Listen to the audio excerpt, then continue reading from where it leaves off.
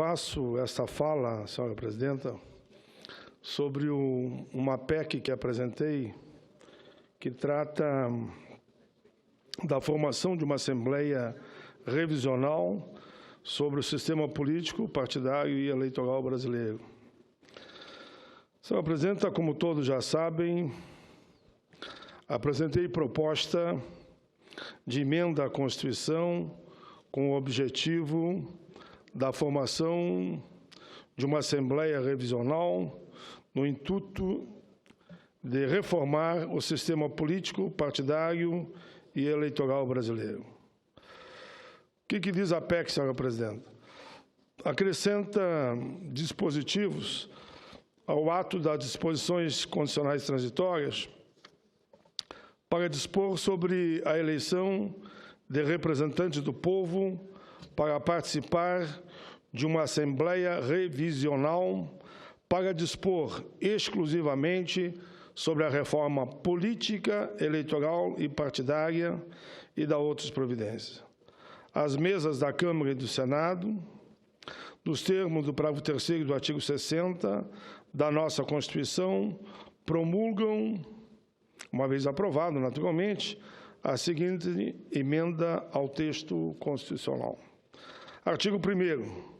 O ato das disposições constitucionais transitórias da União Federal passa a vigorar acrescido dos seguintes dispositivos. Aqui que começa a emenda. Artigo 101.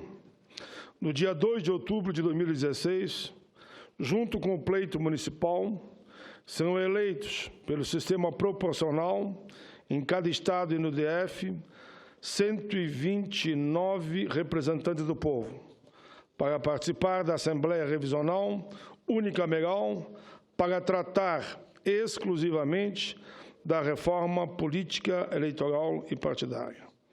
Nenhum estado ou DF terá menos de 2 ou mais de 17 representantes pela nossa proposta, representando a Assembleia Revisional. Além dos candidatos registrados por partido político ou coligações, poderão concorrer às eleições de que trata esse artigo candidatos registrados dentro de critérios por listas avulsas formadas por cidadãos eleitores. Terceiro, os atuais ocupantes de cargos eletivos federais, estaduais, municipais e respectivos vice-suplentes não poderão ser candidatos à Assembleia Revisional, por isso ela é exclusiva. E os eleitos para dela participar não poderão ser candidatos às primeiras eleições gerais que lhes seguirem esses eleitos. 4. As eleições para a Assembleia Revisional serão aplicadas às inelegibilidades previstas no artigo 64 da Lei de 64 de 18 de maio de 90, com as alterações previstas pela Lei Complementar 135, de 4 de junho de 2012. Quinto, o horário reservado à divulgação da propaganda eleitoral gratuita das eleições para essa Assembleia Revisional será acrescido no tempo destinado à propaganda para as eleições. Artigo 102. A Assembleia Revisional será instalada no dia 1º de fevereiro de 2017 pelo presidente do Congresso Nacional e encerrará seus trabalhos no prazo máximo de 180 dias, contado a data da instalação. Os trabalhos da Assembleia Revisional Política, Partidária e Eleitoral ocorrerão sem que haja qualquer prejuízo para os já eleitos e para o funcionamento do Congresso Nacional. Artigo 103. Serão objetos da Assembleia Revisional exclusiva que trata o artigo 101 do capítulo 4 dos direitos políticos dos partidos políticos, do título 2 e capítulo 1 do Poder Legislativo e 2 do Poder Executivo e título 4 da Constituição. É vedada qualquer alteração nos dispositivos constitucionais não abrangidos pelos capítulos aqui arrolados, excetuada a alteração destinada a eliminar contradição ou incongruência surgida em razão de alteração efetuada pela Assembleia Revisional. A Assembleia Revisional observará o disposto do artigo 60, parágrafo 4º da Constituição. Artigo 104. As alterações constitucionais efetuadas pela Assembleia Revisional serão aprovadas em 2 turnos de discussão e votação pela maioria absoluta dos seus membros e, após o encerramento dos trabalhos, serão submetidos a referendo popular, após tudo ajustado e orientado conforme discussão com o próprio Tribunal Superior Eleitoral. Se o referendo previsto no caput aprovar as alterações efetuadas, elas serão promulgadas sob a forma de emenda constitucional de revisão. Promulgada a emenda de revisão, as novas regras do sistema político e partidário serão aplicadas a partir das eleições de 2018. Artigo 2º. O Tribunal Superior Eleitoral regulamentará o disposto nessa emenda constitucional no prazo de 45 dias. Artigo 3º. Essa emenda constitucional entra em vigor na data de sua publicação. Senhor presidente, senhora presidenta, o momento que passamos é grave. O país está dividido.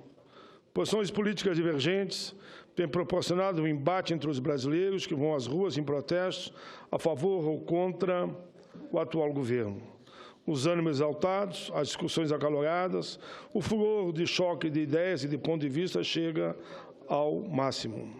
Nossa sociedade corre o risco de uma irremediável polarização com consequências imprevisíveis, independente da discussão que se trata hoje na Câmara dos Deputados. O que nós queremos é assegurar uma Assembleia exclusiva que não tem nada a ver com a proposta de impeachment que está aí. Seria esse, sim, um caminho de conciliação para que o novo Congresso e o novo presidente ou presidenta eleito nas eleições de 2018 se baseassem já num novo marco, numa nova redação no que tange aos interesses dos partidos políticos e o próprio processo eleitoral. O volume de investimento, nós todos sabemos que tem sido reduzido, fruto de expectativas que espelham a incerteza no quadro político, independente do resultado. O desemprego recrudesceu. Senador, me concede uma parte depois? Pois não, senadora Regina. Oi, eu subscrevi sempre tem. Eu subscrevi a sua emenda, né? Isso. Eu acho muito interessante.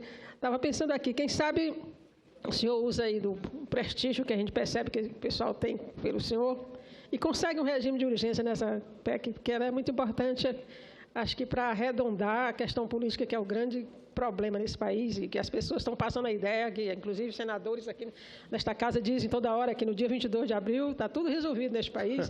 Então, não resolve nada, independente do resultado. Eu acho que essa questão do processo eleitoral, do sistema eleitoral, precisa ser resolvido, e com este Congresso nós não resolvemos. Como houve toda a tentativa e, no final, a montanha pariu um rato. Então, o regime de urgência caía bem nessa sua PEC. Regina Souza, eu agradeço pelo apoio de Vossa Excelência, que tem uma visão clara e foi uma das primeiras a assinar o documento. E é bom lembrar eu coletei 56 assinaturas. Nenhum senador se negou a assinar. Se eu tivesse mais tempo, como eu tinha pressa de apresentar, eu tenho quase certeza que chegaríamos às 81. Por quê? Nós sabemos que esse Congresso não pode fazer uma reforma política, devido aos vícios que os anos, queremos ou não, acabaram deixando marcas profundas na própria casa. Então, uma Assembleia Revisional, sem prejuízo em nada do calendário eleitoral, sem prejuízo de vereador, sem prejuízo de prefeito, sem prejuízo de deputado estadual, federal, senador, governador e da Presidente da República, seria eleita paralela ao processo natural do Congresso no dia 2 de outubro. E aí teria o tempo necessário para fazer aquilo que eu chamo uma revolução de choque na própria democracia, para que a população, então, dissesse quem ia fazer a reforma das reformas, o que eu chamo a reforma mãe de todas as outras. As outras viriam na sequência, depois da reforma política. Eu fui constituinte em 88 e grande parte do que está hoje na Carta Magna teve a nossa participação. Quando eu digo nossa, é do campo progressista, naquela época que enfrentava com muita dureza o Centrão. No momento em que agora vivenciamos, mais do que em qualquer outro momento da história, deve haver uma preocupação maior com a preservação das instituições e da plena democracia. Como eu dizia hoje num evento internacional, não dá para, em qualquer momento de crise, você atacar a democracia. Seja aqui, seja na Venezuela, seja nos Estados Unidos, a maioria alega um sindicalista dos Estados Unidos, seja na Itália, na Alemanha, ou aqui na Argentina, eu posso ter outra visão, mas democraticamente houve alternância. E aí, tudo bem. Por isso, tudo que é papel fundamental da classe política estabelecer as bases de uma nova concertação pluripartidária que possibilite a retomada da normalidade absoluta da política, da economia, do social, dentro do atual quadro que manda a nossa Constituição.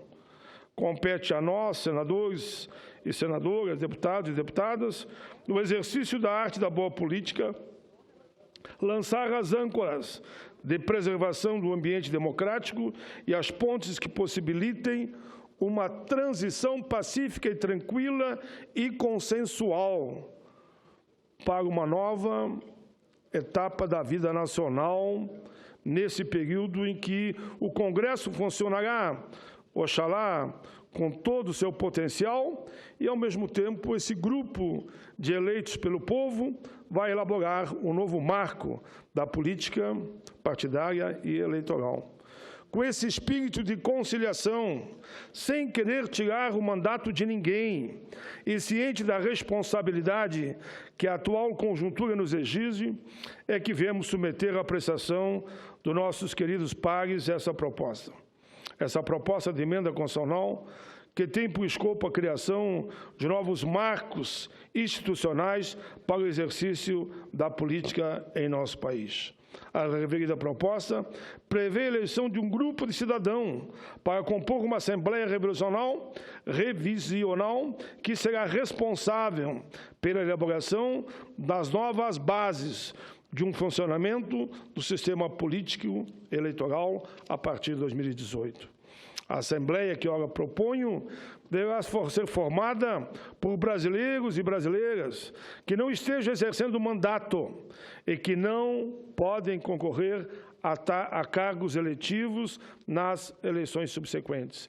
Ou seja, não vão legislar em causa própria, nem porque não estão no exercício do mandato e porque também não pretendem, ou a lei não vai permitir, que eles sejam eleitos ali na frente, porque senão daria a mesma coisa que é hoje.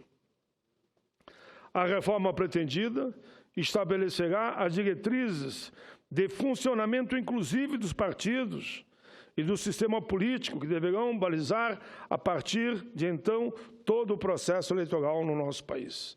Sabedores que somos dos erros e defeitos do nosso atual sistema partidário eleitoral e das tensões a que temos sido submetidos em função dessas imperfeições, não podemos mais postergar a tão falada reforma política.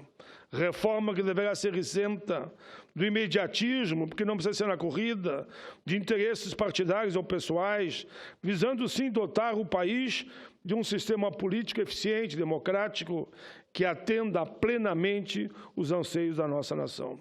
É, portanto, com esse espírito republicano, e de forma mais aberta e conciliadora, que nós todos, senadores e deputados, abriríamos mãos de fazer uma reforma política e diríamos que o povo eleja estes como eu dizia aqui o número, 172 novos federais, para que eles possam, então, 129 fazer a dita reforma. Queremos que essa proposta contribua para abrir as portas do entendimento político e traçar o caminho do aperfeiçoamento institucional em prol do fortalecimento da nossa democracia. Senadora Gleice, Vossa Excelência não pediu uma parte, mas eu, da tribuna, quero falar sobre Vossa Excelência. Eu fiquei muito indignado, sabe, porque eu fui só ver o vídeo em questão de Vossa Excelência no fim da tarde de ontem. Absurdo, desrespeitoso, covarde, para atacarem daquela forma truculenta, absurda, e um grupelho, desculpa a expressão, mas é assim que eu vejo. Não vi ali o povo. Eu quero deixar aqui de público a minha total solidariedade e que eu disse para Vossa Excelência, numa pequena mensagem, eu repito aqui, os melhores homens e mulheres desse país, para o bom combate, eles são chamados nos momentos mais difíceis. E por isso Vossa Excelência está na linha de frente, e por isso foi covardemente ofendida. Mas nem em momento abaixou a cabeça, viu o vídeo. Firme, que Vossa Excelência é daquelas pessoas que, para mim, tem compromisso com o país, com a nação, além, inclusive, do seu Estado. Por isso que nem em momento vacilou, mas que fique aqui, aqueles que produziram aquele vídeo, mais covardes impossíveis. Façam comigo isso. Obrigada, senador. Eu não tenho Paim. A diplomacia que Vossa Excelência tem. Obrigada, senador Paim. Agradeço as suas palavras, também a sua manifestação, que me mandou pelas redes. Agradeço a todos que se manifestaram, me dando solidariedade, apoio. De fato, foi uma situação fora do comum. As pessoas estavam ali já me aguardando, um grupo de 7 pessoas, um grupo pequeno, mas muito rancoroso, muito raivoso. Vossa Excelência sabe que nós nos criamos na luta pela democracia, na luta por bandeiras de trabalhadores, de direitos, na luta democrática. Sabemos que a manifestação faz parte da vida e não temos problema de lidar com elas. Fizemos muitas manifestações, mas aquilo, de fato, não foi uma manifestação, foi uma agressão. Eu sinto muito por aquelas pessoas que não sabem conviver com a democracia e que, ao se manifestar, agridem, exprimem o que há de mais ruim no ser humano, de maior rancor, sabendo que aquilo não vai resolver e não vai adiantar nada. Mas quero agradecer suas palavras, assim como de todos os que me escreveram, me mandaram um e-mail, foram receber de novo no aeroporto no sábado à tarde, quando embarquei de volta para Brasília, também aqui em Brasília. Quero agradecer as manifestações de solidariedade. Uma delegação grande estava aguardando Vossa Excelência. Fica aqui, então, meu apoio registrado, total e restrito. E na linha que Vossa Excelência falou, ter posição pró-impeachment, contra-impeachment é legítimo. Nós temos nos posicionado claramente, eu acho que todos que estão no plenário nesse momento, contra o impeachment, mas respeitamos aqueles que são a favor. Agora, ofensa, agressão, aí não, meu. Aí tudo tem limite. Por isso que a gente usa muito o termo, a forma que está sendo colocada é um atentado à democracia. Por isso que nós estamos do outro lado, entrincheirados e não. Ataque à democracia, não. Parabéns a Vossa Excelência.